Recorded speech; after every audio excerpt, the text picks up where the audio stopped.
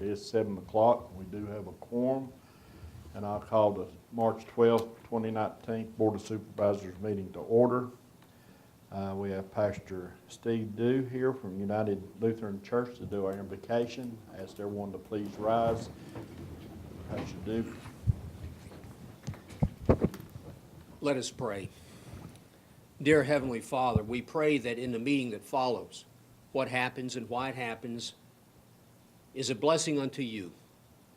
We pray that the Holy Spirit be present to provide discretion, discernment, and wisdom. We pray that in the debates and discussions that follow, the attitude that prevails, despite emotions, is the attitude espoused in the second great commandment that Jesus Christ gave us. Love your neighbor as yourself. Father, we are eternally grateful that we are citizens of a nation in which the business of the people, the government, is conducted in full view of those people whom it serves.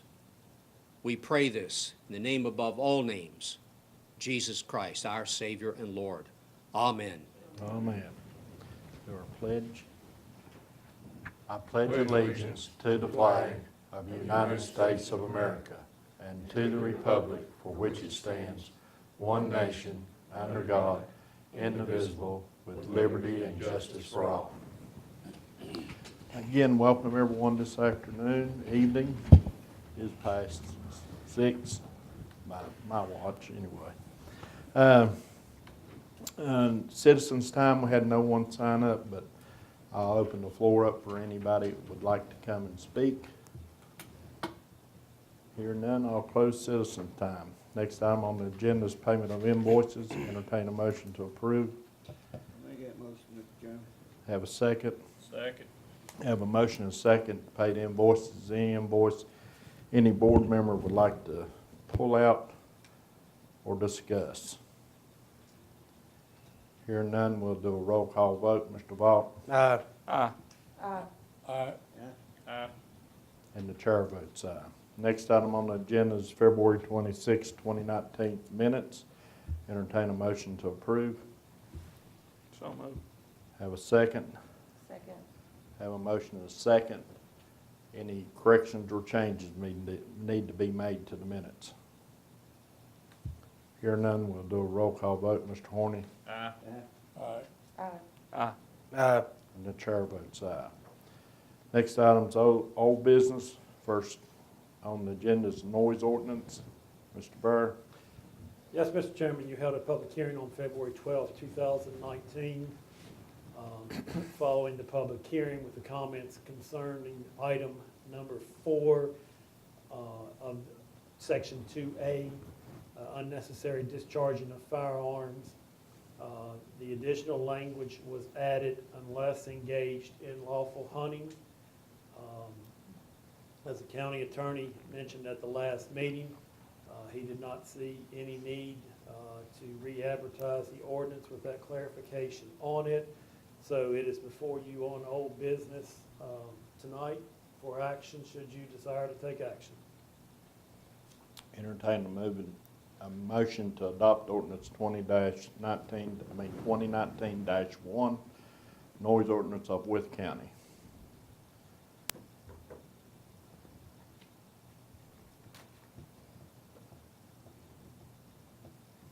I'll make the motion to adopt ordinance number 2019-1. Do I have a second? Second. Have a motion and a second. Any discussion? You know, we've discussed this several times, well, multiple times over the last few months. And I know that it's never going to be perfect, but I feel that we have listened to the public and we have done, you know, everything we can to get it as close to perfect as possible. Any other comments? I agree with you. I mean, at least it gives them something. So it's not going to be perfect. I don't care how you It's do it. never going to be perfect, unfortunately, not without a decibel reader. Well, I agree.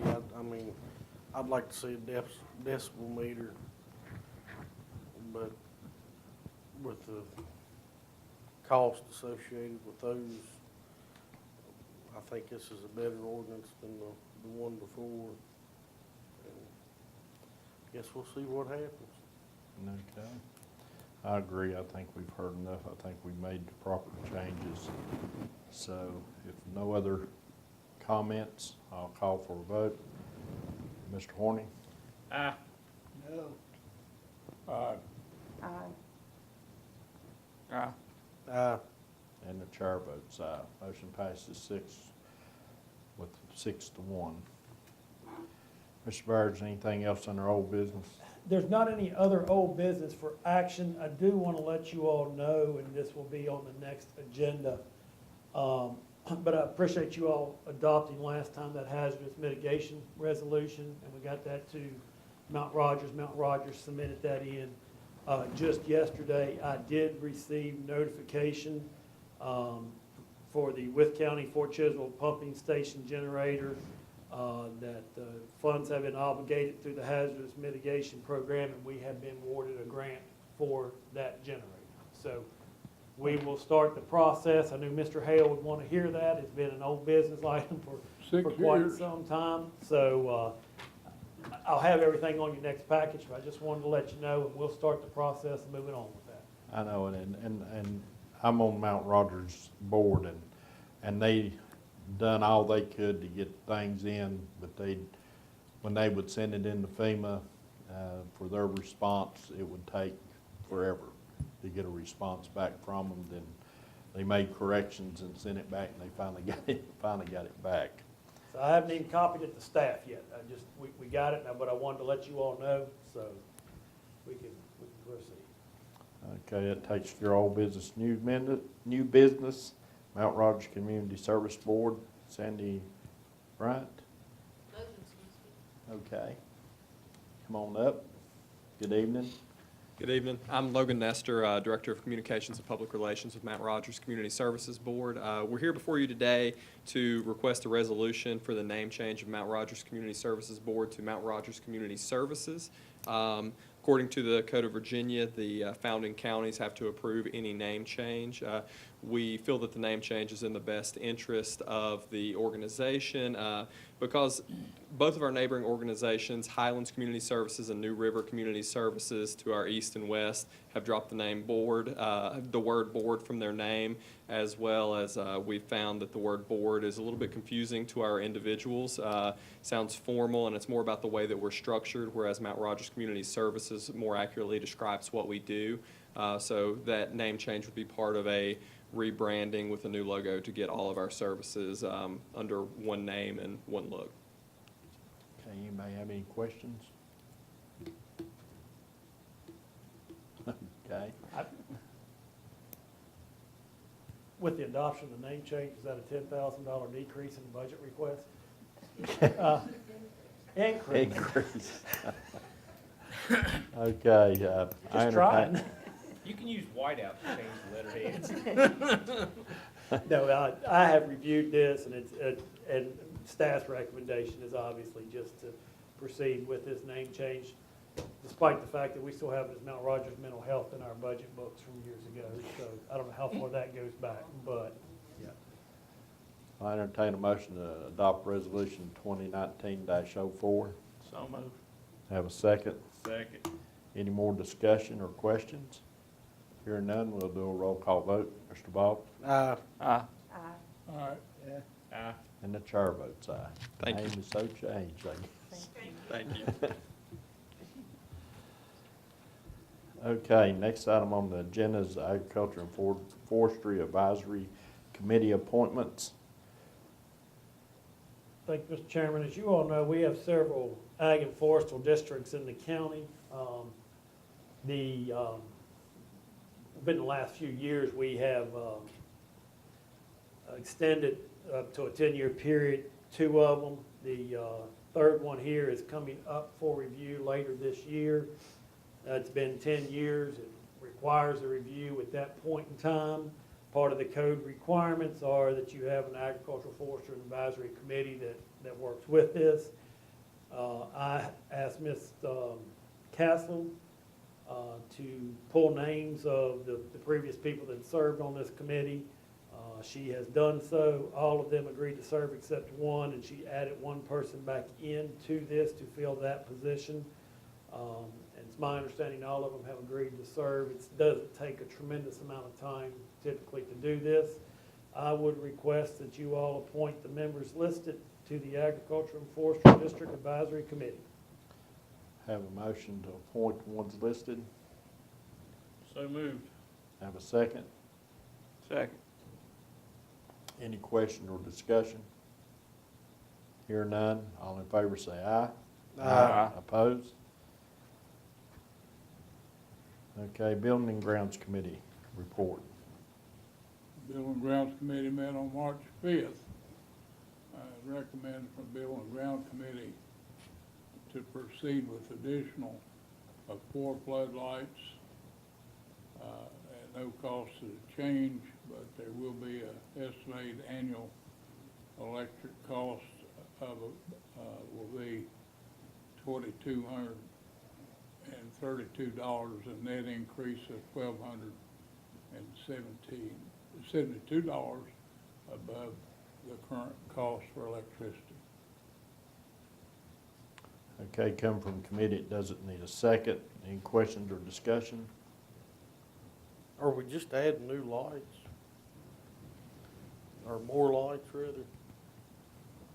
Well, the lights that are there have been rented for many years, and they're 100-watt sodium lights, and they're a little bit better than a quart of lightning bugs. And we're upgrading to 1,000-watt, isn't it, Stephen? 1,000-watt, yeah. LED lights on taller poles, so the children are not practicing in the dark. And then one thing we left out here, the note, was to upgrade those 2 street lamps in the end of the circle. That was part of the motion. We don't have the figures on that yet to know what that would be in the process. But the 2 street lamps on the end, we're trying to see if there's a 400-watt option that we could upgrade them to. And as a footnote, the cost for the installation is being paid by the Ruritan Club, and there won't be any cost to the county except the operation of the lights. And I believe this is an estimated cost increase based on other lights of similar.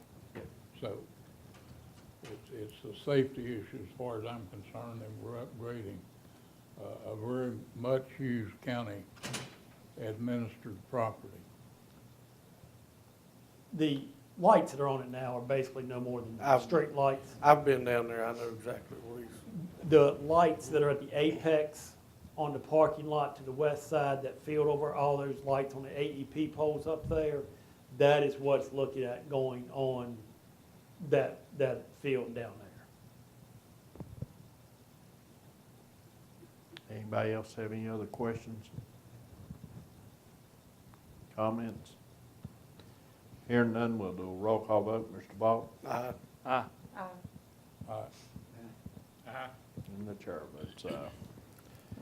We have one more committee report before you blaze along there. We have a recommendation from Fire and Rescue. They met yesterday, so it's not in your packet. It should be on a handout in front of you. March 11th meeting of the Fire and Rescue Committee. The Fire and Rescue Committee makes the following recommendation: accepting SureFlow's proposal for SCBA scuba testing devices, and that'd be countywide for all departments under one purchase order. Okay, come from committee, it doesn't need a second. Any questions or explanation?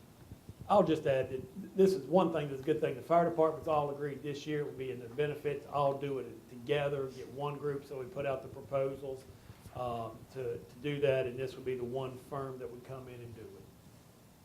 Beyond this, they are putting out a proposal for some testing services as well for the machinery and apparatuses and stuff like that. The fire department members that were there yesterday agreed with this recommendation to proceed with SureFlow for the testing of the SCBA devices. Okay, Of course, 3 of the departments just have brand new. I assume it was within what we budgeted, Yes. price-wise. okay, any other Are we looking at- Questions? Are we looking at doing one and two, both the face piece and the other testing? Yes, they are looking at doing both, the flow testing and the face piece testing. So are these face piece tests, are they done per individual? I mean, is it fitted to each individual space? So is that, if that's the case, They gotta be there. they've got no, I mean, what I was gonna say is each individual in the fire department's gotta have their own mask?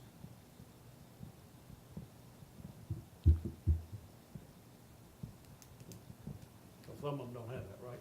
I wouldn't think any of them would have their own mask for every firefighter, but I may be wrong on that. I think what we talked about, what was spelled out in the RFP was that it met the NIOSH requirements for testing, which you know is mandatory. And the effort here was to get economy to scale. Instead of each department doing their own thing, it'd be done under one purchase order. So if it's I mean, I not, don't if have a it's problem. not, if the department doesn't have it, then we just wouldn't do that service for the departments. The ones that may have it, we would do that service at those departments. I was just curious. Any other questions or comments? Hear none, we'll do a roll call vote. Mr. Horny? Yeah. Aye. And the chair votes aye. Next item, Item 2 is amend and appropriate $15,000 to Lead Mines Rescue Squad 32031 461250 to replace the engine in a 1912 Dodge box type ambulance. 2012. What? Yeah, 2012. 1912. Well, we would put her in a museum for a lot more money than that. okay, again, come from committee, doesn't need a second. Any questions? Mr. Chairman, I'll get some information. I do believe I previously forwarded all of you all a lot of the quotes that had come in, just to let you all know what was going on with Lead Mines Rescue Squad. Mr. Crawford, I've had him working with them, and he's actually meeting with them tomorrow, going over the quotes and what each quote is providing, what the warranty is providing. Is it tearing apart the engine that's there, or is it buying a whole remanufactured engine and coming up with what's the best proposal and warranty on that?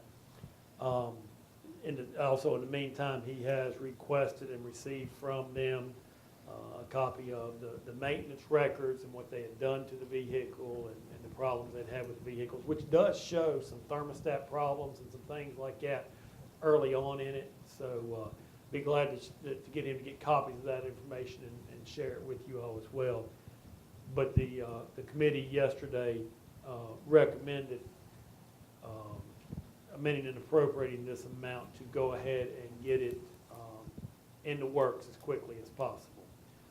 One of the items that was discussed, and Curtis made contact today with the state agency, but the person he had talked to was not available, about seeing if there was any grants available for emergency engine replacement.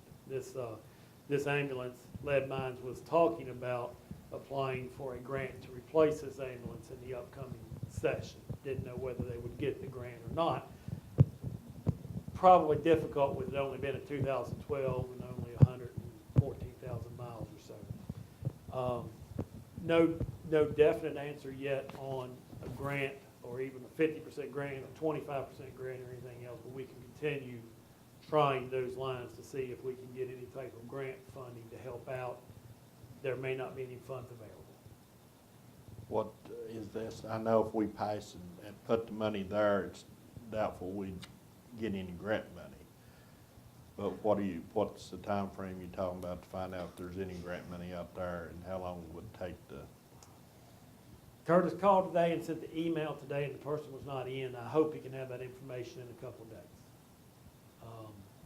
One of the concerns always on all grants is that you cannot say you're supplanting local funding. So if we put $15,000 into it, we'd be supplanting local funding. The challenge is they definitely want to move forward. The only other option would be, if we did not take action on this tonight, would be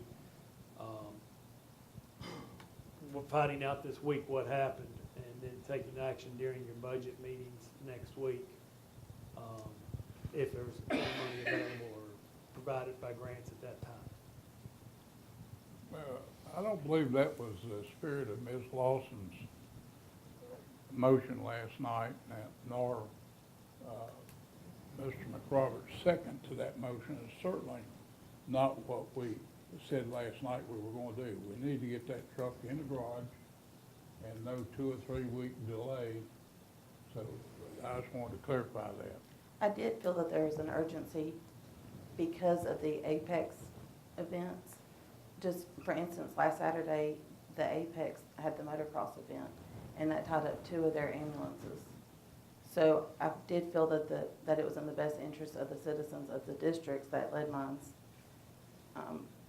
I guess it would be Coy and Joe's, but for the most part. But if the only 2 working ambulances are tied up at the Apex, this is the only other option, and I don't want to tie it up two to, what, 3 more weeks, they said?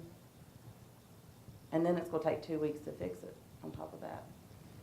So $15,000 isn't fun to spend, but I do think that there's an urgency to get that done. Is this something we can, if we take care of this right now, and there's a grant that comes down later in the year that they can get a new ambulance, can we take this ambulance and put it back as a reserve so that if this happens in the future, we've kind of got, because right now, we don't have a reserve ambulance in the county. And I agree with what Mr. Hale and Ms. Lawson said, you know, the urgency, God forbid somebody has a heart attack in Barron Springs and we've got people tied up with, you know, broken legs from motorcycle wrecks. I think that's what we're here as local government to fund. And I've said it before, anything that's got lights and sirens ain't cheap. What they're proposing to do is, if you all approve the funding of this, the box and everything on this ambulance is good. It's in good They shape, and that's the plan reason on- I'm. Yes, they would plan on not requesting for a grant this year and try to get 3 or 4 more years out of this ambulance before they would request a grant. Well, on the ambulance grants, what's required is local match. If It's not generally- 100%. Generally, if it's under $200,000, it's an 80-20 match on it. And so typically, we've been budgeting $40,000 in matching funds to go against what So they're if we can getting. squeeze 3 or 4 more years out of it, we're still saving Yeah, money. we're in good shape there. I believe we're walking around the problem here. If we got another ambulance go down, we're down to 2. You gotta have 2 at the Apex Center. So the urgency's here, let's get it on with. And you said 2. They have 2 good ambulances, and they have 1 that's an old van that they keep running order for use on the New River Trail and stuff like that. It is not ideally their It's first a run 4-wheel vehicle. drive, yeah. Yeah. Any other comments? Hearing none, we'll do a roll call vote. Mr. Horny? Nah, All right. The chair votes aye. Next item, Brim Lane property update. Yes, this is the old fire department building and school down in Patterson. The surveyor completed the work on it. The property had been conveyed to the school system. There's an old history there in 2 separate parcels. A third parcel that doesn't match either one of the first 2 parcels was conveyed to the county back in 1996. The school board attorney has drafted a deed of correction here. No action is needed on your all's part. I've just got it in here for you all to see, make certain you don't have any objections to the process. We're moving forward with this. But she has drafted a deed amending what was conveyed to us before to convey to us the whole thing. And Mr. Bradley Tate's plat will show this as the total acreage of the 2.56 acres as it is. She, nor Scott, nor anyone else can come up with where in the world those dimensions came up on that one parcel, but This will get it all into one ownership. The school board should be taking action on this week. And then following that, we'll have a clear 2.560 acre parcel to sell. Is this what we previously discussed as surplus, or? Yeah, you all previously agreed to sell it as surplus, and when we got ready to put the advertisement out there on what we were selling, we came across that there was an error in the deeds, and I was hoping that it was just poor research on our part, that there was another deed out there that took care of the rest of it. It wasn't. It was poorly conveyed in the past. So this will straighten that issue out. Is there any action we need to take on it? No now? action you all need to take on that. We should have a revised deed in our hands within a week or two. Okay. Apex Authority update. Mr. Beller? Well, Stephen asked kind of for us to come give a little update tonight. We've got some members back there. We'll talk first about management. I think that was kind of the overarching discussion. As of Monday of this week, we are no longer paying or hiring a management firm. They are no longer working for us. We didn't fire them and they didn't quit. We had a mutual parting of ways, philosophical difference on what we thought and what they thought, and so we are no longer paying a management firm. That said, we're going to screen applicants Friday at noon. We've got a lot of applicants for our general manager position. We have an operational manager and basically an office manager position out. That is a rolling interview process, a rolling application process. There is no closing date. It is open until filled. We have some very good local talent that has put in applications, and we're looking at screening those on Friday. And then we'll continue to screen as they come in as need be. Any questions about that first, about where we are with management? Anything I can answer, clear up on management? Anybody have any questions on management? I think that was a smart move.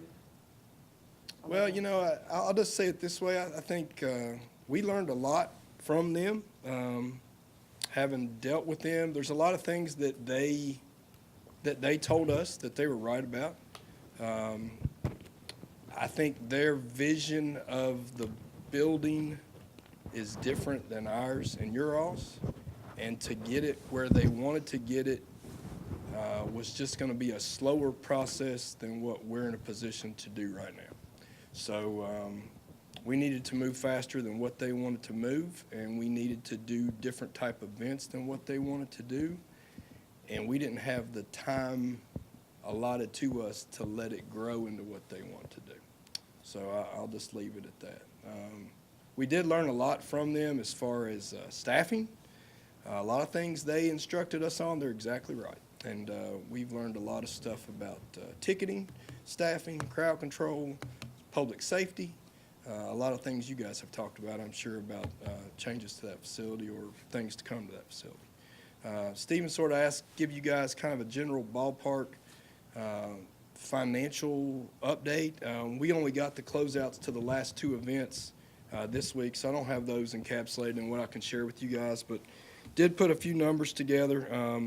Through the first few events, the rodeo, what would be the monster truck, which had two, some of those initial events, there's been about $10,000 in rental income to the facility. That's just cash rental. That doesn't include anything else. The county ticketing percentage, just through those first initial events, was just shy of $8,000. And again, that does not include the Outlaw Cart event, because we don't have that number yet from then on the closeout. We don't have the Demolition Derby closeout, and both, the Demolition Derby was a complete sellout.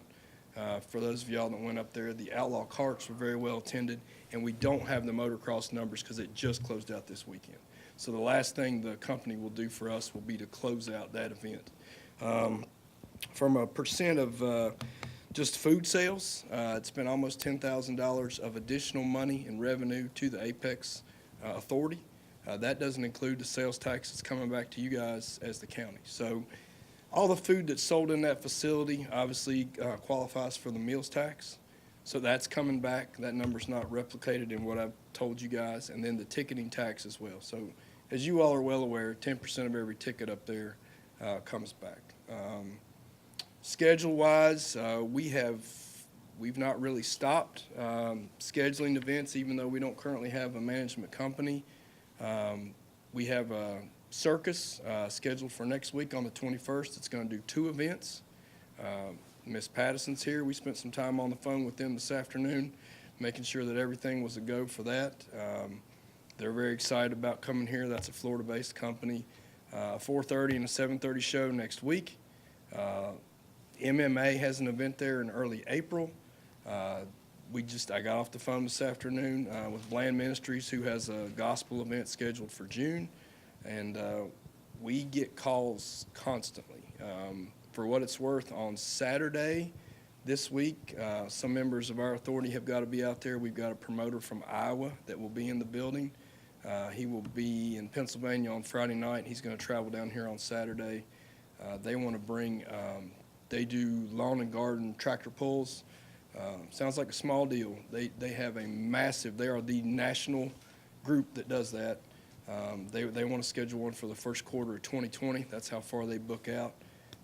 And their major issue is finding out exactly how many hotel rooms we've got within the county and the area and restaurants because they anticipate that big of a crowd. So we're going to try and get them booked on Saturday and get them in the doors. But we continue to fill the calendar.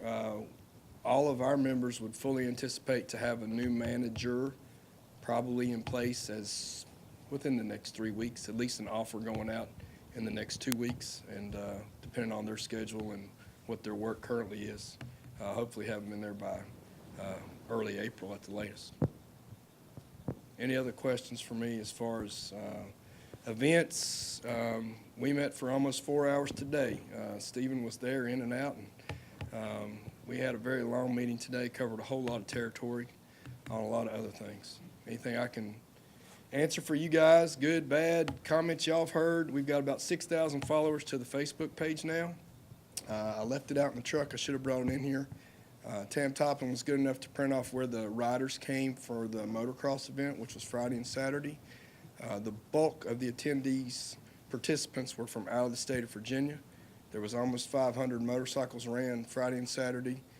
We pulled people from Pennsylvania, Georgia, Florida, North and South Carolina, Tennessee, Kentucky, and Virginia. I have no idea how to measure that impact for the county. Obviously, if we get more staff and we're not so threadbare, it would be fun to survey those people and just see where they're staying, where they're eating. But to put 500 riders in here on a Friday, Saturday night is a pretty big deal. The cart deal, if you guys didn't come up there, we're learning as we go. We missed a great PR opportunity. Those of you all that follow NASCAR, Dale Earnhardt's granddaughter raced in that event. Cale Yarborough's grandson raced in that event. He was the one that won the $20,000. There was half a dozen NASCAR crew chiefs in that building that night. The Bodine family was represented in that building that night. And so far, all the promoters are very interested in coming back. They've all had great things to say about the building. You guys should be proud of it. The motocross guy right now is holding 3 dates. He just completed one, and he's holding 3. The most events he does anywhere else inside's 2. So he's already holding 3 dates on the calendar going forward. The Outlaw Cart people want to come back. Obviously, if you all were at the monster truck event, they booked 1. Their intent was to book 1. They sold it out a week before it ever was going to happen, which is why they doubled down and did 2. They could have done 3 and sold them all out. That was complete sellout. We've learned a lot. We need to control ticket sales better. We need to have more staff up there. Monster truck promoter probably oversold, which is good for the ticket revenue. It's bad for putting too many butts and not enough seats. So we've learned a lot from SMG. A lot of the stuff they told us they were right about. Questions, comments for me? Anybody got any questions or comments for Matthew? Matthew, keeping up with y'all's minutes, if I want to rent it the Apex for the second weekend in July, what's it cost? What kind of event you want to have in there? Do y'all have a schedule? Because reading your minutes, it doesn't seem like y'all have a rental schedule. Oh, I can tell you what it has been is what it won't be. It has been $17.50. The motion was made today. That rental schedule just went up, so you should have booked it a week or two ago because it just went higher. But I mean, y'all do have a rental schedule. Oh, yeah. Because you're reading your minutes, it doesn't seem like Well, and it y'all had a varies. concrete rental schedule. Well, no, initially, Brian, the fee has been $17.50 per day. Now, let's clarify something. We didn't set the schedule. As long as SMG was the management company, they set the schedule. So we couldn't say that's too low or too high. Per the contract, that was their call. They're no longer our manager, and today the rental schedule got higher. So you won't book it for $17.50 for that second weekend in June now, or July, or whenever you want it. We're honoring any contract that they had in place prior to their departure. That's why the circus is still on board, Land Ministries is still on board, MMA is still on board. That will complete the series of contracts that they had in place before they left. They've been very good to send us all of that stuff. Stephen and I had a very good conversation with them Friday of last week. They're good with the closeouts. A couple things. The ATMs in that building, that contract is with us, had nothing to do with them. We do get a percentage of the ATM money that comes in. The Pepsi agreement is with us, and it was not with them, so that's kind of a moot point. It really doesn't have anything to do with SMG. Has the bank account been transferred? and everything? They're closing out, so there's two bank accounts. SMG had an account, we have our own account, but in the process of closing out this last event, Steve and I talked with them Friday, they have to pay janitorial fee, some security fee, that type thing, and then they're going to send the packet information probably by the end of this week and close out the account and transfer the money. Anybody else have any questions?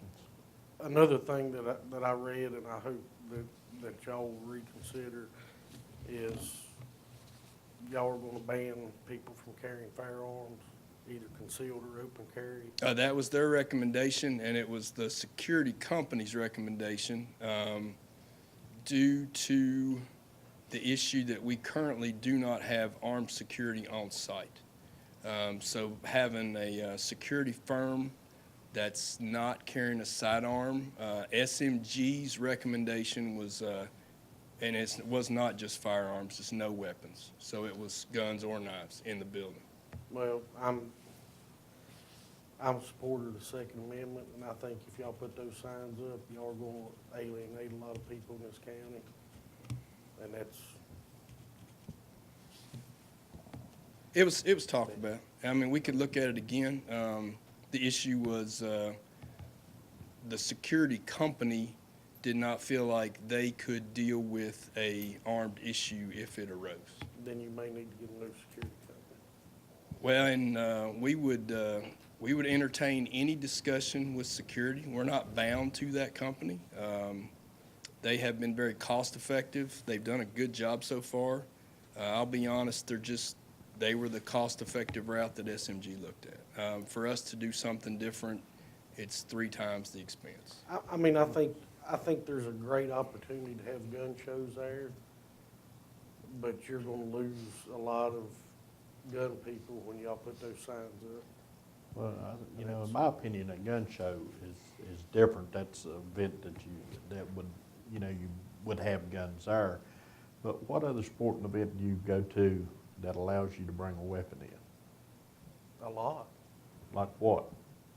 I mean, races, basketball games at schools. I Well, don't know. school property is different. State law says that you can't carry a gun on school property. But I mean, you go to a race, they check you can't bring a weapon in. I can go to Wythe Raceway and carry one.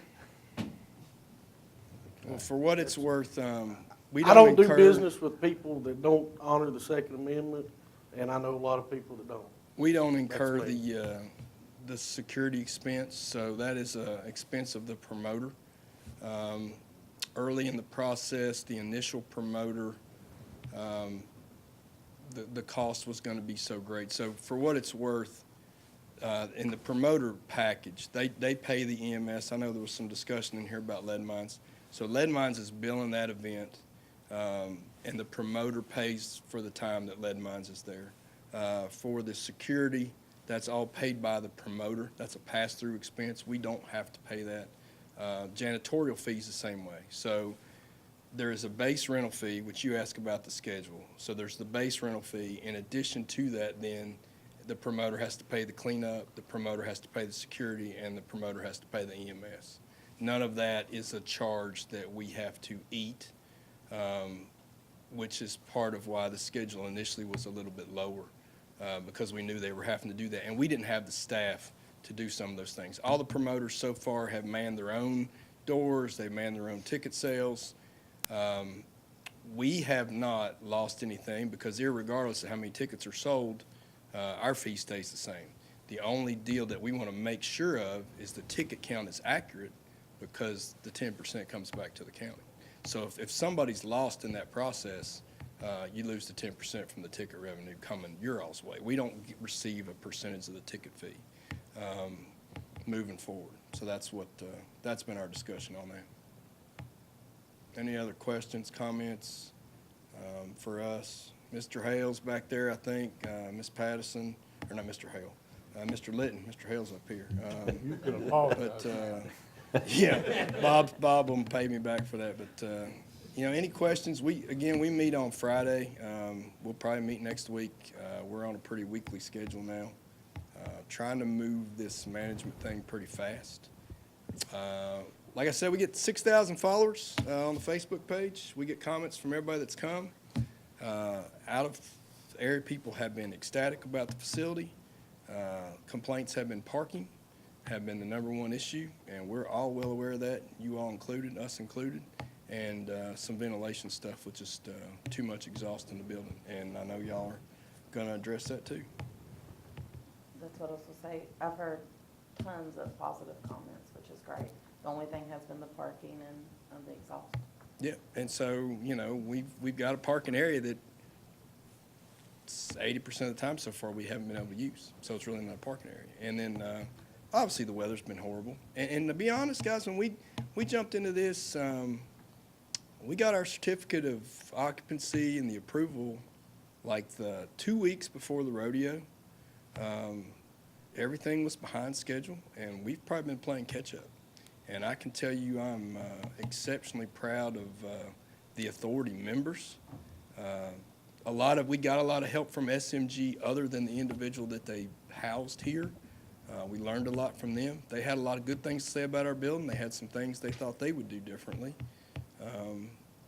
But I think all in all, you guys should be really proud of the events. Traffic, I can say this for a fact. Traffic is not an issue there at night. And I was one of the believers that thought it would be a major problem. All of our authority, and we've had that in all of our minutes, entrance and egress, and we'll still talk about having more exit points from that facility, but I left down there Saturday night at 10 o'clock, and I was out of that property in less than 10 minutes. Nighttime, the trucks just aren't at that intersection. We're all aware if we dump out 5,000 people on a 2 or 3 o'clock in the day, it could be a different story. But so far, nighttime events leaving have not been a problem, which has been really good. It's been good. And I was up there at the evening event at the monster truck, and there wasn't a problem. No, and that's In been the evening. that's been the most crowded event. I mean, it was oversold. The motocross, there's a lot of people there. I mean, you got 500 people on motorcycles and campers and RVs and all that stuff leaving, and I mean, they're just rolling out of there. But just lots of good. The promoters have all been ecstatic about the building, and these are all established promoters. They go other places, and they could choose to go other places. But so far, every promoter, we have no doubt every promoter's going to be back. Some of them are already holding dates. Some of them we learned some about, and we'll change up some of the way we do business with them. Y'all talked to the other rodeo person? We've had 4 or 5 rodeo people looking at dates. So it's more than just one. So the guy who was going to come in December, yes, he has been talked to, and he's gonna get through his schedule in March, and then he's gonna come back to the building and talk to us. But in our meeting today, we had a conversation, phone call, and a text from a promoter in North Carolina that wants to hold dates. So that level of interest is pretty high in using the building. So that's a good thing. I mean, I think the rodeo, I went to the first night, and it was, the venue was perfect. I guess the lineup left a little to be. And to But be it was a honest, it was a championship, a lot of people didn't realize that. You know, Well- not everybody got to ride at that rodeo. there's a lot of things for that promoter that fell into place. You know, to be the first actual event, stars kind of aligned for them. We had at least 3 or 4 events that either didn't happen or will have to happen later, just because of the schedule, and we weren't in the building when we thought we were going to be in the building. So that changed some stuff, but that individual wants to come back. There are some others that are looking at coming back, and we're trying to make it bigger. We've had good conversations with some music promoters. Had a local media channel in there today talking about how to help with music, and that was good. Okay. And I will say one nice comment, that these guys and gals are 100% volunteer authority, unpaid authority. And right now, without any management on site, they've been up there running all the events, including there till 3 o'clock in the morning Saturday night when things were, closing out and going out. So they desperately need the management team on staff, but they're devoted to carrying out the mission of what you all want to build. And I just want to say I appreciate your all's work. I know we grumble back and forth on parking lots and other things every once in a while, but they are working hard to make that building a success. I agree. Any other questions, comments? We're looking forward to screening through these applications. I will say this, I think all of us thought initially that there may not be as much local interest in management of that facility, and we were wrong. There's some very, very qualified regional and local people that are excited about that building, and our applicant pool is going to be pretty good. We didn't think we would have as much success back early in this process. A lot of people said we're going to have to go a long way to find a manager, and I don't know that that's going to be the case. Well, thank you, Matthew. Yeah, thank y'all. Thank you all. You're welcome to come to any of our, Congratulations on making us look good. making y'all look good. You know, I mean, it's just this is a growing deal, man. And I tell people there's reasons that not every county has one of these. It's hard. I mean, there's a lot of stuff that that other counties don't bite off. And that said, the amount of people that are going to travel in here in the next 6 months from away from here is just going to keep going up. You know, if we can get the guy that's talking about the first quarter of 2020, he pulls people from Florida to Maine. It's an entire East Coast 3-day indoor tractor pull deal that he pulls them from all over. And he's going to be, I don't know if any of y'all go to Harrisburg, Pennsylvania. I used to go up there when I was younger, and it's at the Pennsylvania Farm Show Complex on Friday night. They're having a big pull inside that arena, and he and his promoter from Kentucky are going to leave there and come down here Saturday because they want to book our building. And that's good. I mean, to think that no longer we've been in business, somebody from Iowa's calling, wanting to book the Apex building is a big deal. Sometimes we're not even real sure how these people find out about us. I mean, you know, you get these calls. The monster truck promoter was from Arizona. So I don't know how that happens, but it's happening fast. I seen something on Facebook. Just make sure when you have a truck pull or a tractor pull or something, the sled don't pick up to the end of the building. That's too much horsepower, or not a heavy enough sled. Yeah, that would not go over well. I think the sled malfunctioned. Yeah, I don't know. Yeah, we hope that doesn't happen. I will say we've been, I think, really fortunate safety-wise. I think every time we have an event up there, I worry about anything bad happening. Just kind of the nature of the way I am. But we've been very fortunate. Crowds have been very good, very safe. no real incidents. I don't know of any health incident in the crowd to date. I think one kid broke a wrist riding a motorcycle, and another one broke a forearm, and that's probably par for the course of 500 motorcycles. Probably expect no less. Expect no less. Any other questions for us? Questions for the authority members? No, just thank you. Thank y'all. Thank y'all. I know your plate's full, but y'all done a good job. Yeah, send my wife a card, and she'll appreciate that more. I'm sure she will. Matthew, before y'all leave, the next item on Apex, You wanna bring it up I now? want to bring it up now while they're here. We've had a long, sordid history with the bleachers. It's a very long history. It's been a moving target. And I think for the integrity of the county and our community, it's time to pay that bill. So I'm making a motion that we pay the bill. They're here, they've been involved, they know the delays, they know the changes from what we bought and what we got. So I want to get it out in the open, let's get that bill paid, we owe it. It's time to settle it and pay it. That is motion. Have a motion, have a second.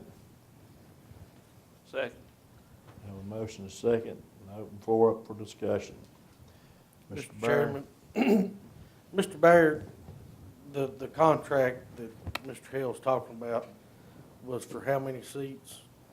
The proposal from Bleacher Builders was for 5,000 seats, And how many seats do we have currently? in the neighborhood of 26 to 2,700 seats currently. I would offer that this gentleman has not fulfilled his contract, and to pay this bill is not been a good steward of the county taxpayer dollar. Or hopefully we can keep this objective. It's not county taxpayer dollars to start with. It was a donation entrusted to the county and was not part of the original promise to this board what that money would be for. That was part of the game that changed as the game went along. So if we keep the facts straight, we'll get to the right answer. We had a showing out here in the parking lot, I don't think you were here, and we looked at all repurposed used material. They were a high-rise design of seat bleachers. That's what we looked at. There was a purchase order issued. Then we decided on a couple of other design changes that affected the amount of material, and thusly, because of the slope of the bleachers, it affected the number we got. They weren't like outside bleachers that you would see at a football field anymore. They weren't like the ones that Mr. Miller and I traveled to North Carolina and looked at the structural integrity of them. That's just the design things that this goalpost changed during the period. The other thing, we looked at repurposed used steel out here that had been many years exposed in a NASCAR stadium, taken down, was going to be repurposed at our place. That didn't happen either. The builder, of his own choice, bought all new galvanized steel and fabricated everything from scratch. And I believe in fairness and integrity, we ought to take that into consideration. We have other materials that he donated, and they're on site, that have value, and that's another question of what that value is. And I believe, and I think some of the authority believes, if we pay our obligation, he will continue to give materials to the Apex Center. And that's why I'm glad that if you have questions, they'd be allowed, Mr. Chairman, to have their input. Mr. Bear, I'm gonna ask you to speak first of your conversations with Mr. Jordan, of what the conversations back and forth with you. Yeah, and I put a lot of it in the email that I sent to you all with the contract on it. And what the board voted and agreed to last year was that he would be paid $50,000 up front. He would be paid $150,000 upon delivery of all the material and everything here, and the final $50,000 would be paid upon completion of all the bleachers that he indicated. My conversations with him have been that his original sales agreement offer, and these things have changed. His original sales agreement offer was for 2,000 flip-up seats in the entire indoor Apex seating area. That was despite the fact that the Hussey seats and the others that we had been getting bid at the same time were not coming close to that number of seats. But he indicated by framing around the metal columns and things, he could get more seats in there and be at the 2,000 seats. And as is indicated, he did revise when they came in there and looked at the layout, realized they would not come close to that number of seats with flip-up seats only, and revised to the 4 rows of seats, which was one of the original items that had been discussed. And then the rest of it being bench seats, and that provided more seating. He keeps indicating the flip-up seats require 3 floor panels in between them, three sections of panels in between them. The bench seats only required 2 in between them, and then you have what I'll call one section that is the bench seat itself. So I told him I couldn't understand how he was saying it took more seats to go to the bench seats than it did the other seats. You know, my comment was that when you said you were here and and he sent me an email back earlier this year, December, January timeframe, when he said, all the material is here for me to build the seats and I'm here, I request my payment of $150,000, and $150,000 was paid for him. He demanded payment at that time as he was just completing the bleachers. That was before he even did the additional 600 or 700 seats, a 10 set of seats at that time. And I told him his proposal was, you know, for the 5,000 seats and when everything was done. The proposal, because what was said was the interior seats would be a minimum of 2,000 with a goal of 2,500. And then the remaining 5,000 would be exterior usage bleachers. And my conversation with him was that, you know, we still haven't built the arena outside, but if we had the bleachers outside to go with it, I mean, we're still looking at a potential of 2,000 seats there. He indicated that I needed to understand of his 5,000 seats that I had to take into account the aisleways and the aisle spaces and all that in there in the process. And I said, to me, I'm sorry, 5,000 seats is 5,000 seats. When you told us you were providing 5,000 seats, you're the designer, you're the builder, you're the one that is saying how many seats you are providing. I just indicated to him, and I sent you all the copy of the letter, what I sent to him. I understand he changed from the platform scaffolding framing that he talked about originally to this framing. I don't know that was more expensive on him, less expensive on him. I don't know if he did not have the scaffolding to do that, so it was better to build it. I do think we ended up with a far better product with the scaffolding building that it was. There were some things to finish the job inside, some end caps not in place. Members of the authority and members of the board went through and put duct tapes on the end of the things to get all the sharp edges and things out of the way, and he did not come back and unaddress those. I just indicated to him, I sent him the letter that indicated that in lieu of the 5,000 seats, we could consider if he would come, because he talked to us there, that he would build the handicap ramp, which is desperately needed, and he provided material for the handicap ramp. And I asked him to go ahead and build that handicap ramp. We would take care of cutting the railing and getting the railing fixed in that situation. And go ahead and provide the light poles that we've heard about for 6-9 months that we don't have. And also there have been discussion about a conveyor or some type of a wagon that you haul people in the process.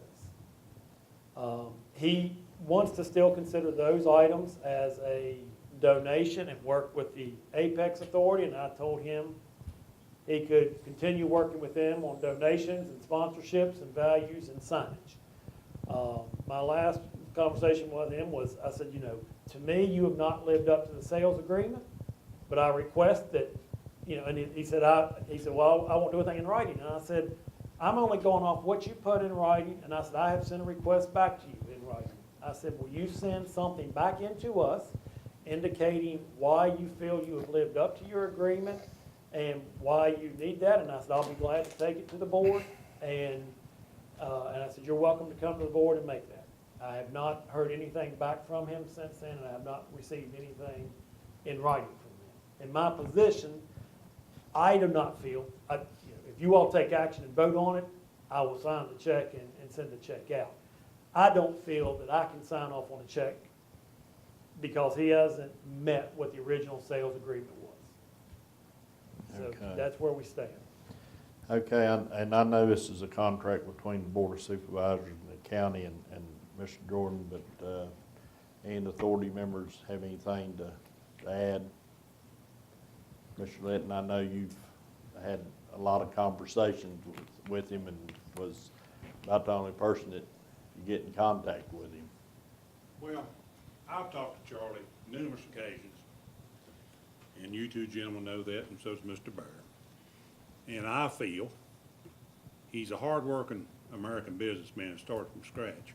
However, he does have too many irons in the fire, and I finally pinned him down the other day and said, Charlie, you need to get somebody trained to take over part of your business. You cannot figure, you cannot delegate enough out with everything you got going on. I said, and that means you could focus on what you need to do, because we were running against time and things happened the way they did.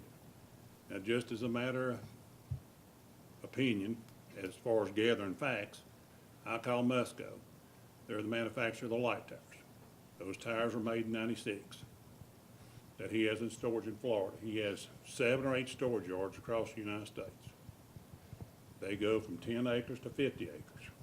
A lot of material, a lot of goods. If we buy those light tires new, 3 of them, with the newest up-to-date lighting and light harnesses and the bases, you're talking a neighborhood of $75,000 to $90,000. Musco themselves do not install the light tires. You have to get an independent contractor's license to do that with a crane. So 3 seem to be an optimum number to go with. Present value as is probably $30,000 of 3 towers. We cannot use the bases, they have been in the ground for too long. The harnesses need to be replaced and the lights will pay for themselves. And Musco also submitted a bid on that for $14,600, I believe, for all 3 setups delivered to FOB with them. On one side, we can look and say we've got $30,000 worth of goods. When they get here, we add 14 to it, we're saving roughly 50% over new. The tire itself is perfectly good, okay, and the crossover. To get it right to where it needs to be, we need new lights. The shuttle trailers, he had 2, one of them is beyond repair. It's toast. He had somebody go check the other day. The one is salvageable, so there will be 1 shuttle trailer available for use. He also sent us probably enough platform and steps to go down to the lower parking lot, which will be gravelled in the future at the grade zone now. So that would give us access up and down to that lower versus walking the road or people walking off a 2-to-1 slope, okay?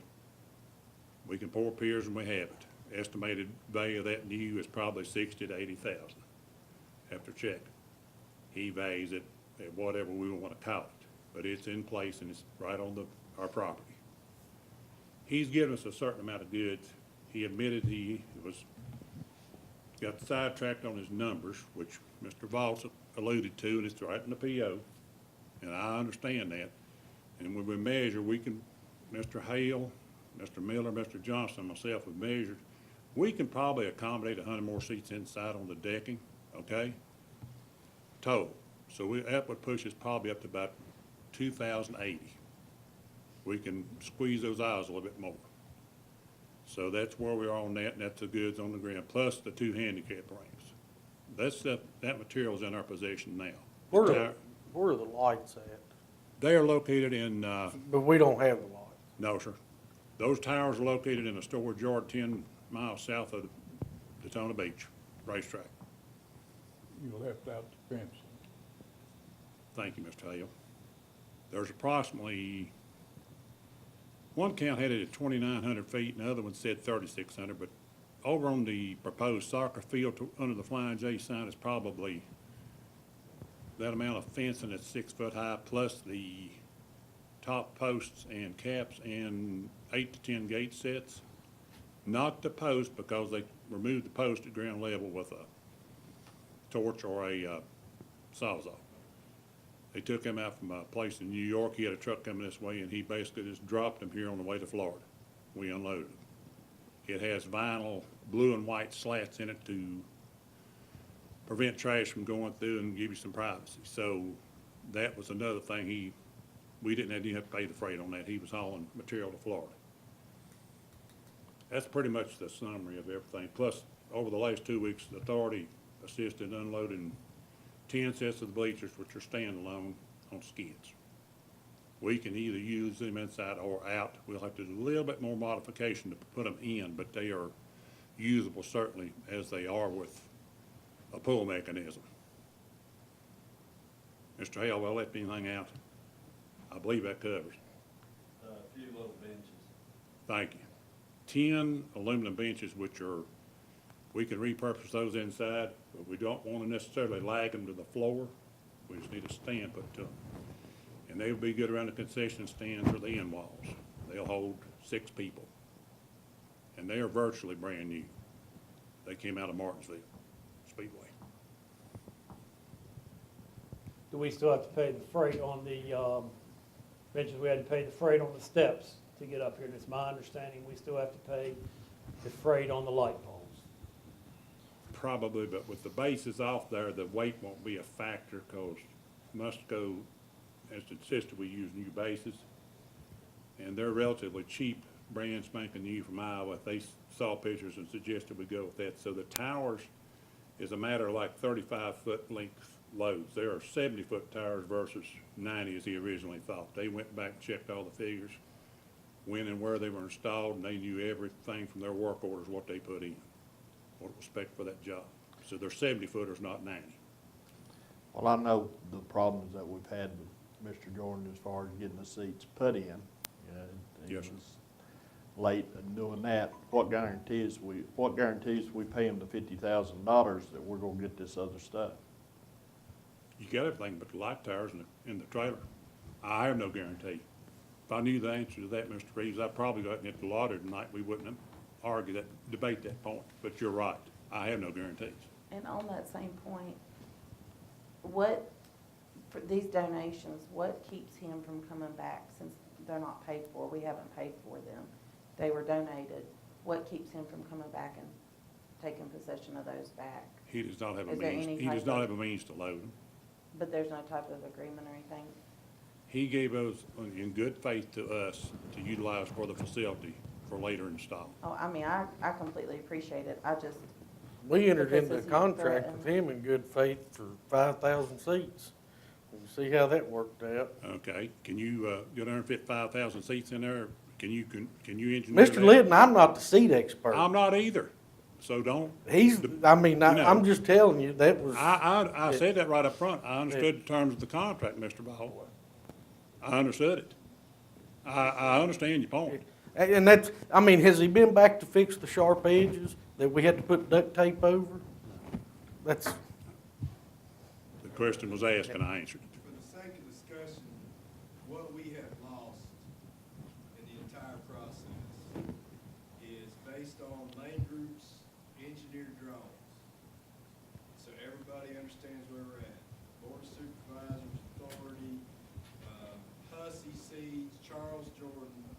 We never would have put any more seats on the mezzanine than what we have right now, based on what Lane Group turned in. So we haven't lost any seats inside the building on the mezzanine. What we have lost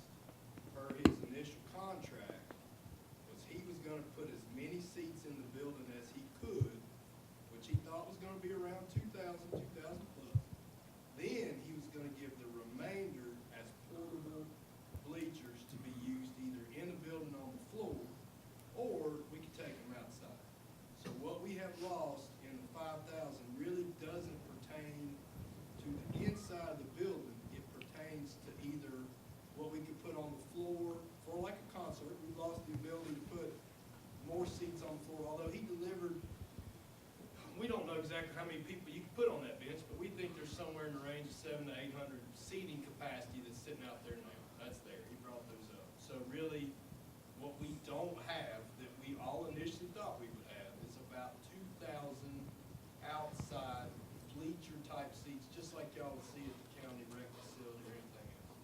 That's what he's delivered, he just hasn't delivered as many, that's what we lost. So it did not change the inside number, it changed our total available seats at the Apex facility to do other stuff. That's what we have given up. Yeah. So if we do outside stuff, we don't have those, that's fine, that's where we're at, but we haven't lost any inside seating capacity. So y'all don't think that, we never would have gotten 5,000 seats on the mezzanine, and had we used Husson, the number was closer to 800 aside, we would have had 1,600 seats. Right now, we're close to 2,000. It was between 800 and 900, wasn't it, Stephen, per the lane group drawn? 1250 on each side, Yeah. if I remember correctly. 1250 side? I don't know. The 1250 side is what they did, but it wouldn't fit with the way they're Yes. drawing. Yes, it The would. way they drew their little circles, they counted, and that's what they basically, emergency egress and things like that on the fire. And I'm with you, Matthew. I know we couldn't get no more seats than what we've got in there Oh, right now, mezzanine. except, Yeah. except The that aisleways are probably too wide, and we had that discussion with him, and we don't know why the aisleways are as wide as they are. I do know that the lane group drawing indicates that wide of an aisleway, and we all said it's too wide, and it still got built too wide. So we probably lost about 100 seats because of the width of the aisleway. So whether that was his call or somebody told him, you gotta build it exactly like lane group do it, we don't know. But we have not lost inside seating capacity. but we've So- lost the outside seating that, you Right. know, I was here from the beginning and No, they, that's right. he said that we would have No, outside I think seating. exactly right, and so, you know, if we had soccer fields, we thought we'd have extra bleachers. If we have a cattle sale in the barn that's coming, we don't have as many of those to pull in there. So that's where we're at. We haven't lost any inside seats, but we have lost a total number of seats, that's right. SFG used a figure of 18 inches for a person sitting. So the tip-up seats didn't include that factor. So on any event seating, whether it be inside or out, he was calculating it on 18 inches per seat. So which does come into play because they go 18, 20, 22 inch configurations. They figured it on 18 average. Mr. Litton, clearly it was a mistake, you know, on his end with the measuring and the seating. Is he willing to, I know you all talked about the ramps, is he willing to make up, can we come to a compromise of some sort? Is he willing to still, or I'm not does he Mr. feel like he has done his? I'm not Mr. Jordan's agent, so I can't speak. I know. But I think Just since we you've can work spoken to with him them. and get something agreeable. And again, the key That would- word is here, I understand the figures. Mr. Boss is exactly correct, the figure's not the debate here. I understand we can use X number of seats outside. I think there's future things to be gained for us down the road if we don't burn every bridge we have. I'm a firm believer I in not agree with burning bridges. I agree with you, that's why I asked if there was, if he's willing to continue to work with us, or if he's demanding his 50,000, or whatever the amount is, and Well, that's that. We And I pay him get- and never hear from him again. And I'm worried about that. And another problem I have is, you know, the seats were the reason that they had to cancel the first event. We all agree on that. But yet he didn't come back, he's not come back and fixed the sharp edges. I mean, luckily, the authority people, you know, come in with duct tape, whatever. And I know they done some more work to get the seats ready. Well, let's remind people what the Hussey seat was gonna cost, 1,600 seats. What was that cost gonna be, Steve? The various layouts were anywhere from the 600,000 up to $800,000 on it in the process. And we spent 250. No, we spent too much. We spent 200. But they, I mean, they were new seats, so Hussey said all that was new compared to the used seats. I thought the offer of doing the handicap ramp and just the light poles, which is something he had already, there was nothing there that was not, and it's the same thing Mr. Litton was just talking about. I thought the offer that was sent to him was a fair offer in lieu of the 5,000 seats. I realize Mr. Litton is bringing all these things up in discussion of paying him the $50,000. Mr. Jordan's comment to me was, he doesn't want any of those items to be considered in his final payment of the $50,000, because he wants those things to be considered donations at whatever the value is for the Apex Center. He wants those to be, you know, whether it gives him a naming right of the seats or the wall or whatever in the process.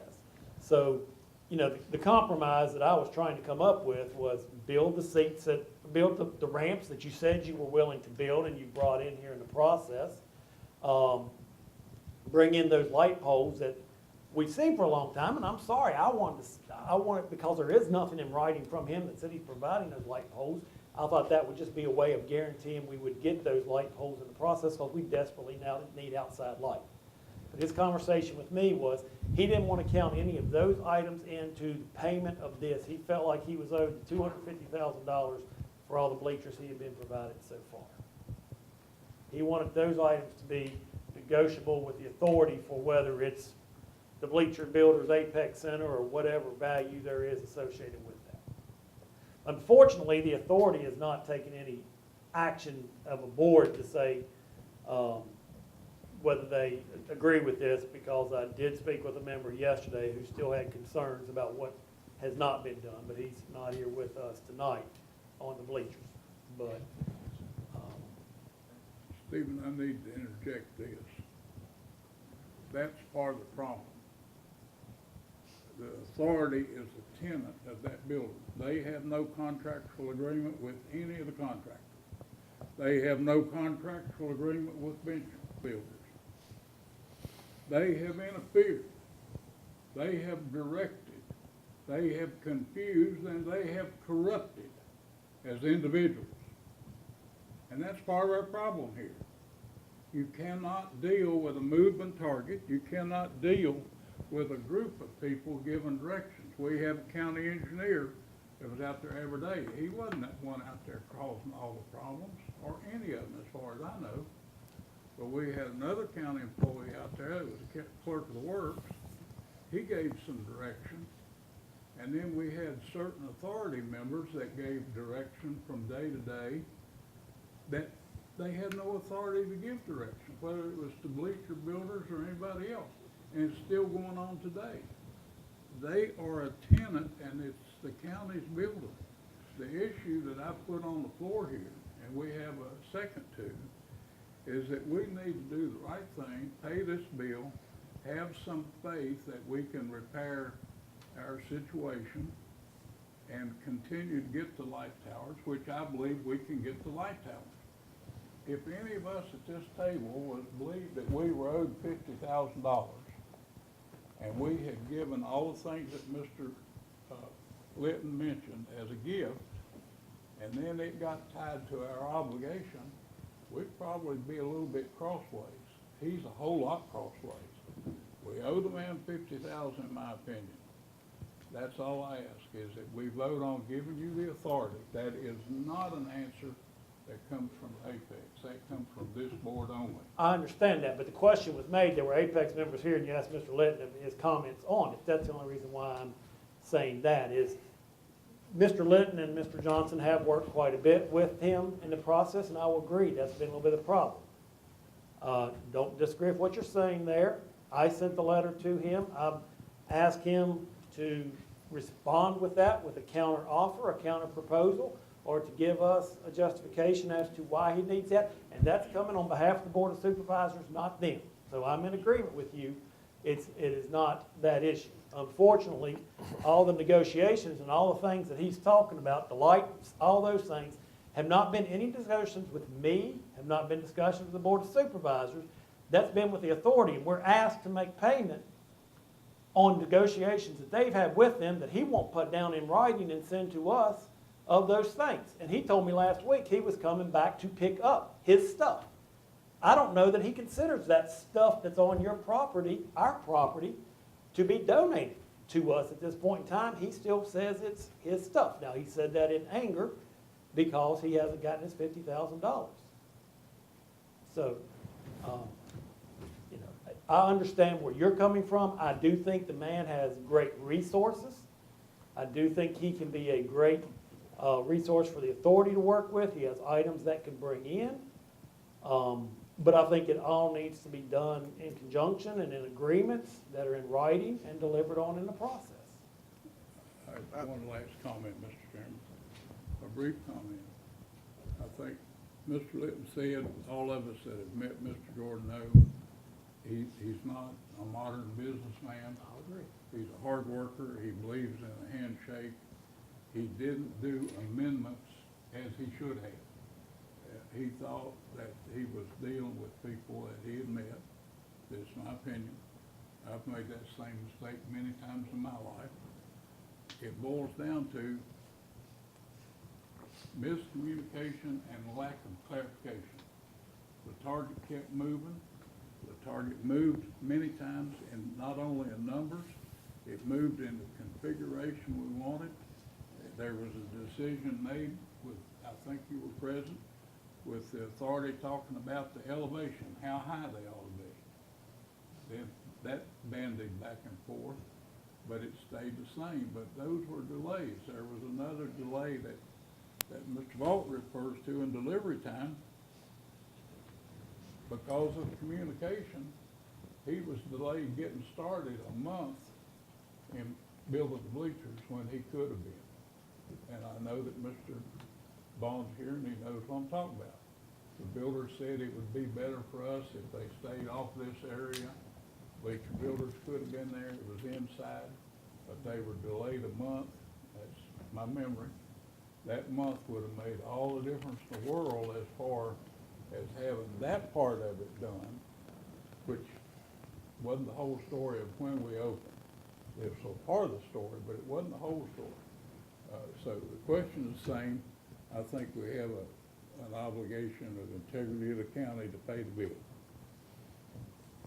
Mr. Chairman, Mr. Barry, in your email, you talk about in February, you communicated with Mr. Jordan, and part of it was, let me find it here, final touch-up of the 1900 arena bleachers with final rail construction, the fencing finalization, the end caps put in place, sharp edges, et cetera. Just, has he done any of that? The authority and the staff put the fencing around the back material of the bleachers, not the railing up top, they're on the back of the bleachers. When you say staff, who you? The Apex Authority, the Apex Authority members, and worked on that with Mr. Hale, on fencing that area off. He did not come back and put any of the end caps on. The end caps are on the edge of the seat parts of it on the. I guess it's a yes or no answer. Did Mr. Jordan come back and do that? No, he did not. He's entered into a contract, what type of businessman he is, in Wythe County. He has not completed the very minimum of that contract, which is that part, the final touch-up of what he did put in. And I think if we vote to pay him, we're setting a precedent of, hey, enter into contract with Wythe County, do a little bit, they'll pay you your money. And I'm done. Thank you, Mr. Chairman. Okay, we have a motion and a second.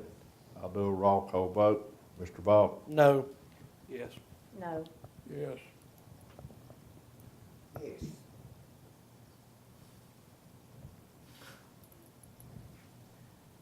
No. And the chair votes no. Motion fails. Okay, Apex parking lot. Now, what I will say this, Mr. Byrd, try to get in touch with Mr. Jordan and see if he's gonna make a compromise. I mean, we've offered him to do the handicap ramps. If he'll come back and just finish what we've asked him to do, and I think we can pay him. but I think we'll compromise is fair. Okay, Mr. Bone. You gotta change your last name, Bill. Smith. Parking lot. And Joe's heard this lecture once today. There won't be a quiz when you're done. You ought to be able to pass, you heard it twice, right? It's kind of like the, Mr. Chairman, can I, Yes. check one thing while Mr. Bone passes that out? Yes. If nothing else happens with ditch building, amongst all the opinions on the board, yea or nay, that leaves $50,000 of the horseman's donation held aside. You all are very aware of the Tobacco Commission grant. I would interject that somebody from the board, Stephen, have conversations with the Horsemen's Association and see what their interest is if the bleachers situation ever revolves itself and moves the $50,000 towards the barn and saves an additional $50,000. That's just my thoughts. I think it's actually, what, Stephen, $83,000?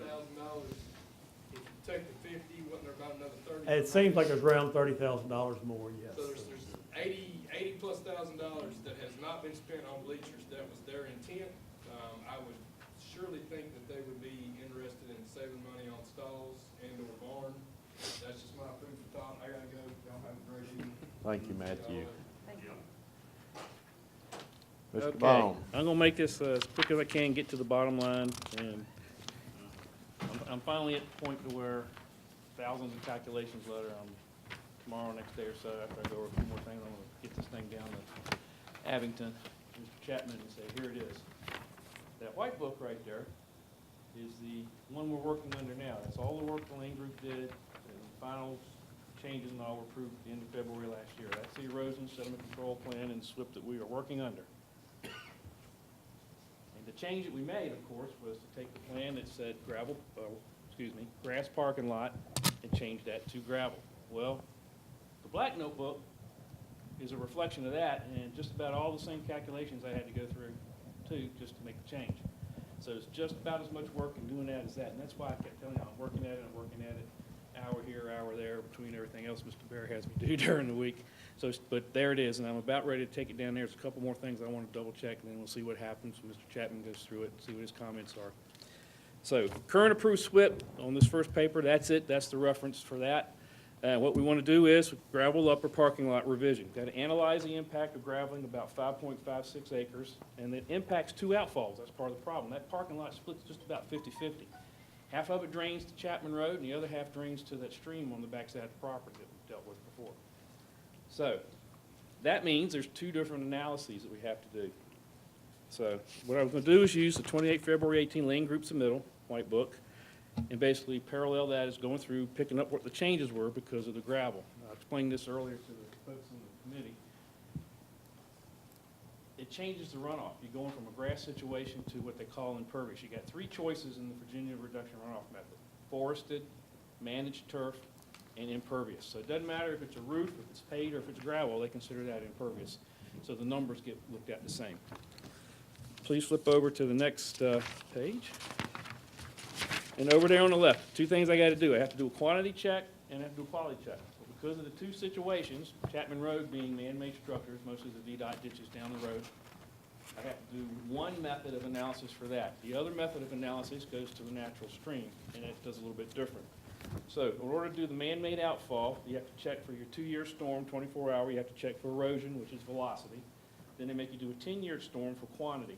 And as it turns out, the way the rules work, you have to continue that analysis all the way down the line until you reach some major outfall or your contributory drainage area that you're dealing with is less than 1% of the total drainage at the end point. Well, in this case, this literally took us all the way down to Reed Creek from Chapman. That's a pretty good distance, so we had to go through all those different analyses. So I paralleled what Mr. Spicker did at the Lane Group with the changes and went through, redid all the calculations and showed that the quantity didn't get violated and the velocity didn't get violated. So I think we're pretty good shape on that as far as the Chapman Road outfall is concerned, with half of the upper lot being gravel. Now I gotta look at the other parking lot area, half. That goes through the outfall to the natural channel. Because it's a natural channel, the law says, and that's the law right there, 9 VAC 25-870, which is the stormwater rules that the General Assembly has put on us, says I have to do a velocity check using the TR 55 method, which is Soil Conservation Service method. And you have to have, and this is in the law, an 0.8 improvement factor. So no matter what you do, they're going to make you impose by law, you got to reduce your impact by 20% for the quantity, velocity. The equations take care of that, but that also makes it a little difficult. What happened in that was, in this plan here, that pond number 4 was supposed to be converted to basically a pass-through channel. We'd have a sediment trap at the front, a forebay, as they call it, and then it would just be made into a channel. Right now, it's a big sediment trap, and we're going to take the outlet structure out of the pipe and just let everything flow. Because of the velocity considerations with graveling the parking lot, things get there a lot quicker in quantity. Can't do that, so had to come up with a fix for that. And the fix for that is basically, I'm going to propose to him that we just leave it as a pond. We adjust the elevation on the pond riser to control the water and meet the law requirements. Going through that by putting a pond in there, we meet the velocity requirements for energy balance. We also meet the quantity on the stream. So all the figures and all the cross sections and all the numbers that I use as my basis came from the original Lane Group analysis. So that was a great reference. I didn't have to go out and survey myself because it's the same thing. I'm just making sure that the extra water fits in the channel from their analysis, but that takes time. You look over on the right side for the quality review. Now, in Virginia, you know, you can say what you say about the Bay Act, east of the Blue Ridge, west of the Bay Act, whatever, but the law is imposed on the whole state, and you have to go through the VRRM, Virginia Reduction Runoff Method, and it deals with the nutrient for phosphorus, total phosphorus reduction. By putting that extra 5.5 acres or so of impervious up there, we don't remove as much phosphorus because it doesn't soak into the grass and things. That's why all those ponds, one of the reasons all those ponds and things and the dry swales and those things are on the project in the original analysis. When you go through this spreadsheet, and the smart folks at DEQ have built these algorithms, you plug into the spreadsheet, and you get credit for channels, grass line ditches, depending on soil types. There's four types of soil you look at, A, B, C, D, which are the Soil Conservation Service classifications. And you get so much credit for nutrient uptake going through a channel. Then you get so much for having a pond where the water sits there for a while and sediment and things that coagulate and have the phosphorus attached to it settle to the bottom. You get some removal quantities from that in the calculations. So going through all that, we're fine on the north side. It changes a little bit. You don't get quite as much removal because now you went from grass to gravel. Same thing on the south side. So the one thing I think has some serendipity is having to put the pond, leave the pond on the south side. We get a little extra credit on that.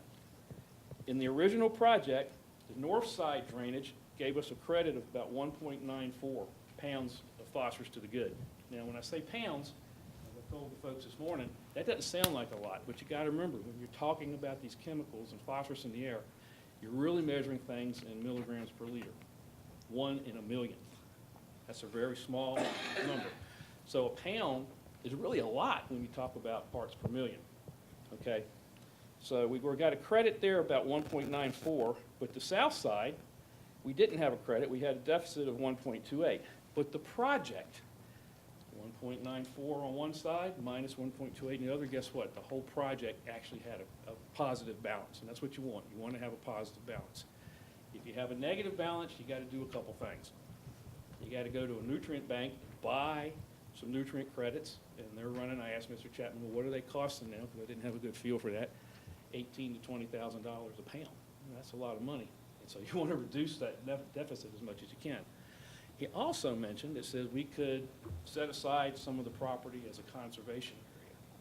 And when you take that conservation area, remember I told you the three things, forested, managed turf, and impervious? If you crank in some acres of forested, and later you set that aside, you record it in the deed that you will never, quote unquote, touch this area. Never, never is never, but you could change it later, you have to fix your SWIP. But anyhow, we're going to set this aside. And so I analyzed that and came up with, because of the changes, we can come up with a positive balance, not have to pay money, $30,000, $40,000 to buy some nutrients, if we set aside 4 acres. Well, we got 4 acres easy, because when you think about the plat out there, the other 50-some acres, a lot of that goes around by that stream, there's some pretty steep hillsides there. You're never going to use that hillside for anything. It's going to stay in forest. So why not make it work for us as far as this project's concerned? We could set that aside. So he said, when we turn this into him, give him a proposed area, give him some meets and bounds. So I went through that. I took the plat that our surveyor had done for the 2 pieces of property and scaled some things and came up with some meets and bounds and did a boundary survey analysis and came up with about 4.02 acres. Plugged that into the equations and came up with a slight positive. So if you look at the next page, here's the strategy. In order to get us approval to go ahead and put the gravel up there, we'll leave pond number 4 as a pond. We'll play with the elevations to make the energy balance work. I already figured that number. And we'll propose that we want to set aside 4 acres. That's really not much use to us anyway. And you know what I'm talking about on the hillside there, over top of the stream. It's woods now. We must leave it in woods, and we'll just say we're not going to do it. We're not going to put a road through it, or we're not going to do something to it to change the type of thing. Now, he also told me that in order to help expedite closing the permit later, all the little things that we've had to tweak in this thing as we've gone along, go ahead and put them in the submittal on the drawing. For example, on the outfall at pond 4, a 4-foot section of pipe separated at a joint right at just before it went into the pond. So we had the last contractor come back as a warranty item, so we said, well, let's take that 4-foot piece of pipe off and just put more riprap in there. It really didn't hurt anything because it was dumping into the forebay of the pond anyway. But I got to make a note of that because the original drawing said the pipe was so long, so we removed 4 foot. That's a type of typical note and tweak that I'm talking about. Which was good because then I took that 4-foot piece of pipe, which was the right diameter, and put it up on Apex Road. You remember we had that one spot where the pipe was real close to the shoulder, just as before that first turn in? Well, I had that piece of pipe put there, and we covered it up with gravel, so we fixed the shoulder, so that worked out well. But on my drawing, I got to say, okay, I got 4 foot here, stole from here, put there. The level spreader, I've asked them to put in, RDM to put in on the east side where all that door area kind of drains down towards the dry swale pond down there. I didn't want all that water to concentrate and create a rill before it drops into our new BMP, best management practice. So put a level spreader in there. Well, that's a change. And the level spreader is just going to stop the water. It's 10 foot wide, so deep, and it'll just make it a real still pool, and it'll sheet flow over gently. It won't cause erosion. So these little tweaks to the plan. At the north part, on the drawing, for some reason, Lane Group had a DV, a diversion ditch, all the way around the north side of the parking lot we're talking about. Well, DVs are supposed to intercept water. Well, why would you have a ditch basically on the peak, on the high ground at the crest?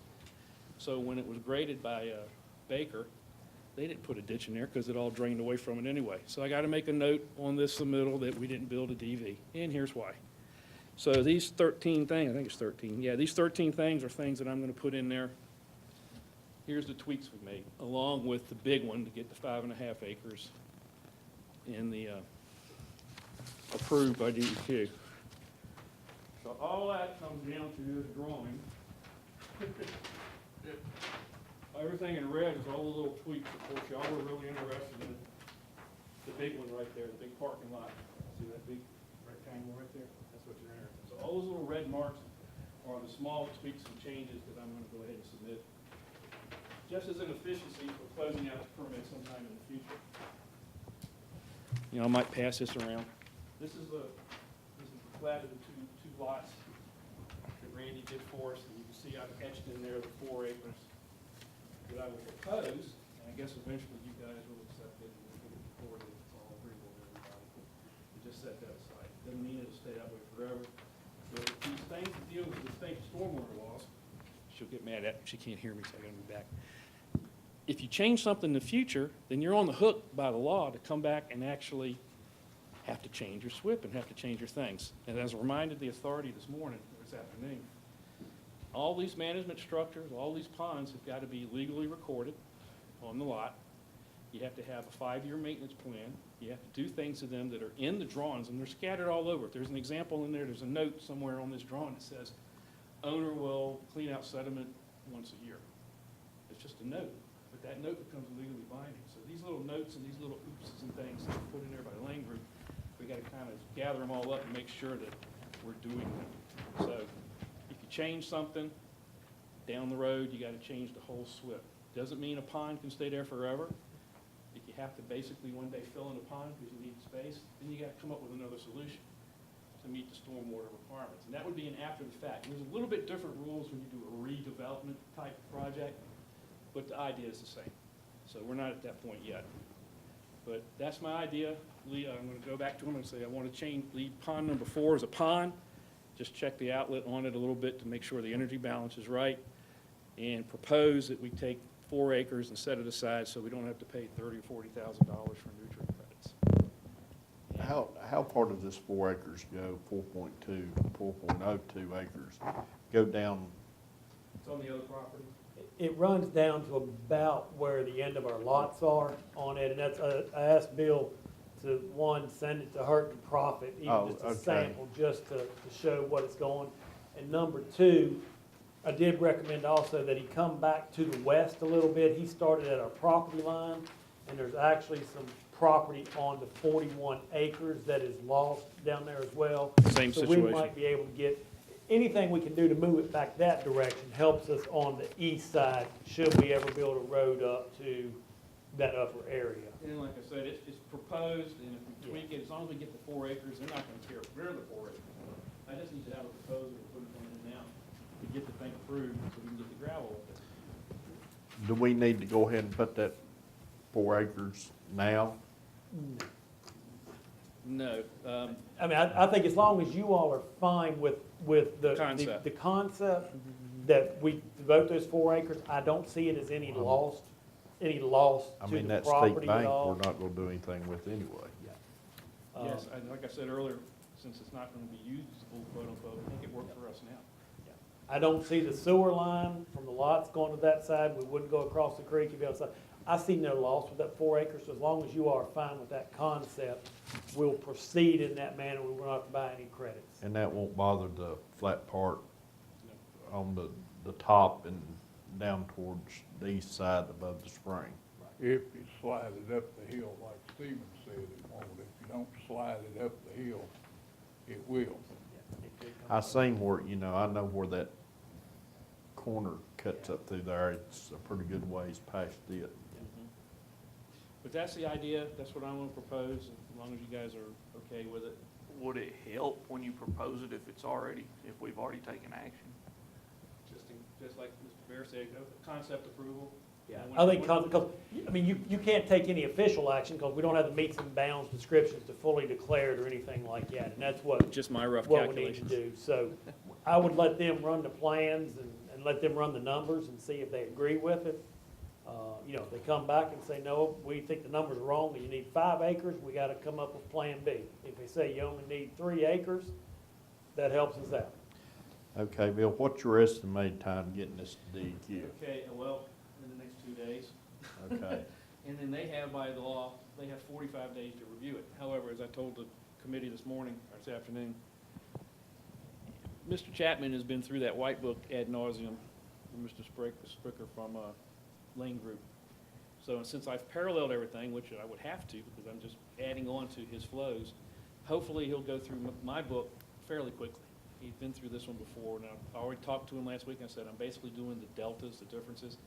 If he had 5 cubic feet per second at some spot, and I say it's now 5.5, it's the same calculation being approved going to the same places. So we ought to be able to check those very quick. I did the inflow, outflow graphs using an Excel spreadsheet and storage calculations, because Jeff Spickard would have used AutoCAD, HydroCAD, because through the AE, they got all the big fancy programs, and I did it by longhand using spreadsheets.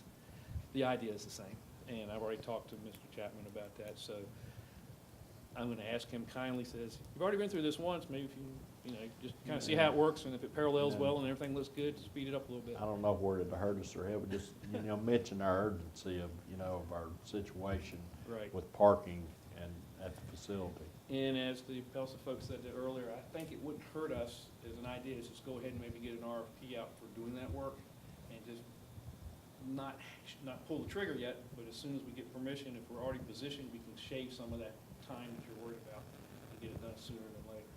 I agree with that. It's a tremendous, it just, and I asked Bill, I told Bill I'd put him on an agenda just to try to explain it, because as a son and grandson of former rock quarry owners, to me, it's real simple to bring in a bunch of trucks and lay down a bunch of gravel and have a gravel parking lot in place. It's just, it's amazing the amount of detail and calculations that have to be gone through for what we're doing here. But I appreciate Bill's efforts. He's met with them. I think we'll take it down to and meet with them in the process. And hopefully we can have the process as quickly as they can go through it. What's the starting dates on Ready Mix Road, the entrance there, and The estimator with the King, he told me he's doing his final calculations and they're pretty much ready to start. So weather's good. I'm gonna call him tomorrow and say, you guys showing up? So you can get that in. And then once we do that, of course, the residency will be able to follow in behind him to finish up the work.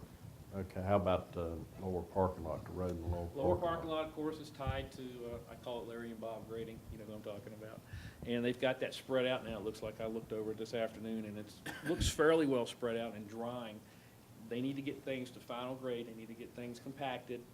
And the Clico people, to whom we have awarded the graveling and the paving of the road going down there and further around, they got to work hand in hand. And I said it before, when you build a road, as you know, you kind of build the notch, and then the paving guy comes and fills up the notch, right? Puts the rock in there and puts the paving on top. So they're going to have to work real close with RGM. So we're really tied to when RGM finishes that. Also, what weather might impact that in their actual getting their final compactions and getting that ready to go. I know that's kind of a long answer, but Are they working on it now since it's been they were rough? working on it last week, but as of the last 2 days, I haven't seen them hitting the lit. Maybe he's just letting things dry out, and maybe he'll show up there tomorrow. I hope he does. I mean, things is drying out. I mean, It was amazing down there. The big pile he had down there, when he was moving, it was just like loaded with water, you could tell. And then you walk over here 15 feet, and where the wind had been blowing for 2 days, the ground was cracked. It was just getting dusty right next to it. It's some terrible soil to work with.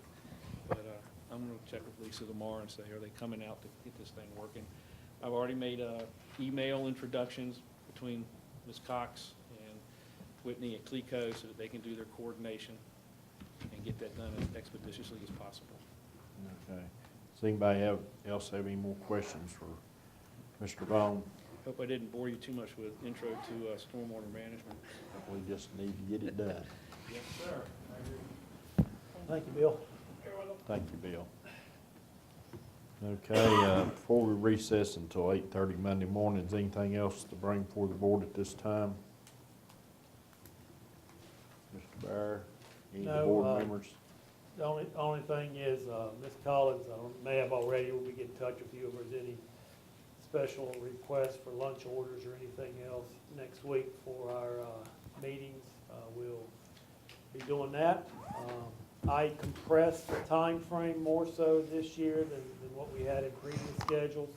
Tried to, there may be some people sitting and waiting, but limit the time of us sitting in here when no one's in here in the process. So hopefully we can get it done as quickly as possible. The schedule does talk about, after we finish Thursday, of having water committee and budget committee. I'm going to have to make some adjustments on that. We may be able to do those maybe Wednesday afternoon if we finish earlier, because I left out, we have a New River Regional Water Authority meeting at 10 o'clock on that Thursday. So, Oh, baby. I told you I'm gonna have to go out of town on that morning, Thursday morning, so I'm not gonna be able to make that day. But other than that, Mr. Chairman, as you all are going through the budget, and some of you have any questions, anything you come across, please let me know. We'll try to work on getting as many answers to you as we can before next week. And I laid at each one of you's table a rural caucus interest form for VACO. If you're interested in